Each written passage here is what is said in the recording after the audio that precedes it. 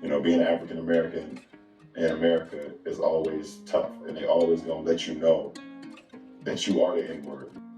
Hey yo, I'm gonna let y'all in on a little secret. My name Eric, first of all. I'm from Provocative as Fuck on YouTube. I was watching a video from Michelle Obama today. You know, she kind of torn and broken over this whole affirmative action case that came down by the extreme court, which all can suck a dick. In my personal humble opinion, yeah, she way more professional than me. You know, I'm Mr. Ebonics, you know. But anyway, yeah, that affirmative action case, in my opinion, you know, was used as a tool to help black people when shit wasn't right. So the Chinese guy come out and say, talk that bullshit, sue him or whatever, you know, because black people taking his seats and quote, you know, not white people, but black people, brown and black. Let me read this post that Michelle Obama put up because it illustrates some of the Ketanji Brown Jackson thinking here. She wrote, back in college, I was one of the few black students on my campus, and I was proud of getting into such a respected school.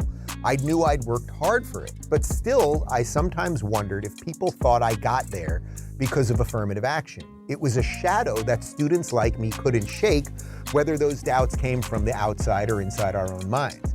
But the fact is this, I belonged. And semester after semester, decade after decade, for more than half a century, countless students like me showed they belonged too. It wasn't just the kids of color who benefited either. Every student who heard a perspective they might not have encountered, who had an assumption challenged, who had their minds and their hearts opened, gained a lot as well.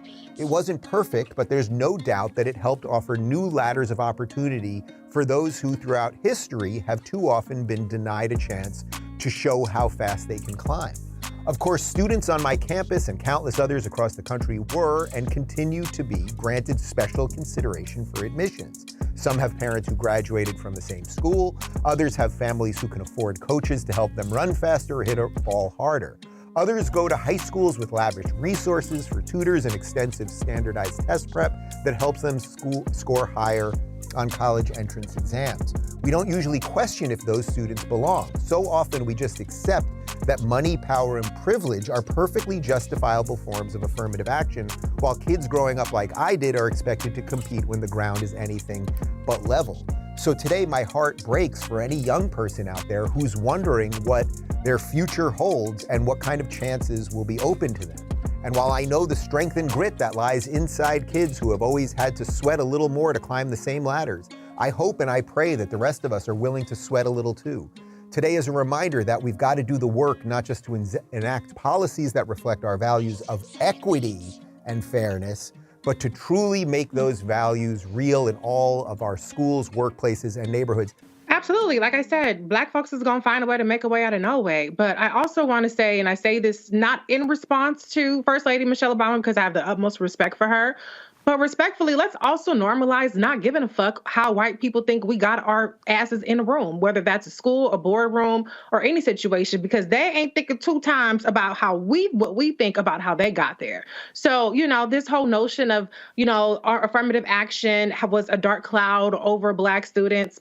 Who gives a damn? At the end of the day, did you get an advantage or not? If you did, then that's all that matters. And that's something that white people have figured out. And they do it shamelessly. They take advantage of every single leg up they have, and they turn around and say that they got that advantage because they're the best. They're the best because they're rich. They're the best because they're white. It's not about a test score with them, and it's not about a GPA. It's I'm white, I won, so by default, I deserved it. And I want us to normalize that attitude within our community. Whatever we can do to get ahead, and I'm not saying step all over people, but if we're in the room, then we belong, and that's all that has to be proven to anybody. So yes, let's do this call to action, but we also need to change, and we've talked about this throughout the show, the mentality that goes into wanting acceptance, wanting to prove that we deserve and that we belong. We don't have to prove shit to anybody, just like the same people we so-called trying to prove ourselves to don't feel like they have to prove anything to us.